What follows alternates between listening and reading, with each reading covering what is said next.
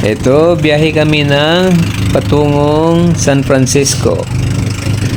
Nag-shortcut na lang kami. Galing Pantalan ng Limasawa Island.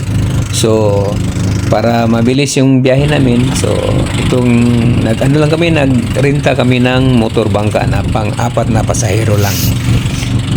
So, kami lang dalawa yung pasahero ni Kuya. Yan sa likod ko.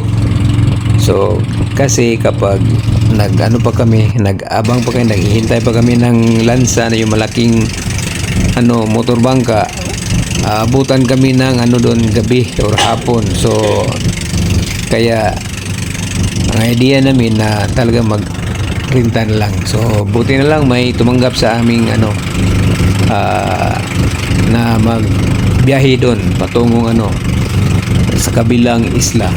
So, buti na lang hindi maalo ng malakas at saka mapayapa yung dagat. Yan, kita nyo yan, parang plansado ang tubig ng dagat.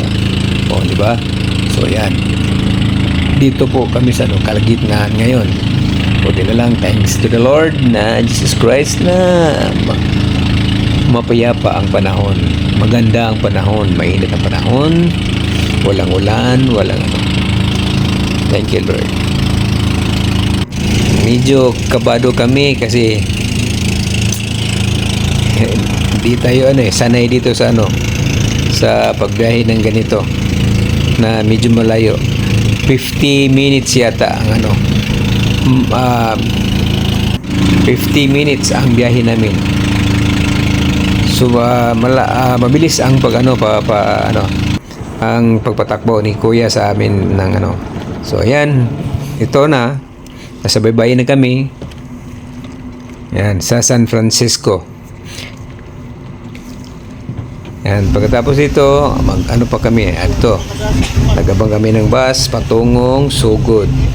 Doon sa corner yung iskina ng Sugod. Dito kami bumaba at nagabang din kami ng sasakyan doon, van. So, pahirapan din yung yung sakayan dito. So, buti na lang, dumating na kami at ito yung Kabalian. Itong Kabalian, San Juan. Ayan, I love Kabalian. Ito pong plaza nila na sa malapit ang dagat. Simple, tahimik. Tahimik lang lugar dito. Yan, di masyadong busy. At pumunta kami sa beach resort ng kamag-anak nila. Yan, dito. Yan. Ito pong beach resort nila. At ayan, siya po si Lola Sinas, lola ng asawa ko. Napakaganda ng lola ng asawa ko. At sila yung may-ari dito, yung kamag-anak ng asawa ko. Yung naka-white t-shirt, siya yung may-ari dito. So, napakasimple lang. Siya yung gumagawa ng kanilang yung mga cottage, yung parang kubo-kubo. Siya yung design doon lahat. At pagkatapos doon, dito kami sa St. Bernard. Nag-travel kami sa kabilang bayan para mag-inuman, kainan, at magsayawan. Napakagandang lugar po dito.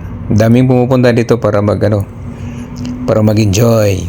Yan, sobrang enjoy namin dito. Yan. At pagkatapos naman doon, ito, parang nakulangan pa yata eh. Ayan, super energetic yung dalawa. Parang ayaw nang humintong pagsasayaw.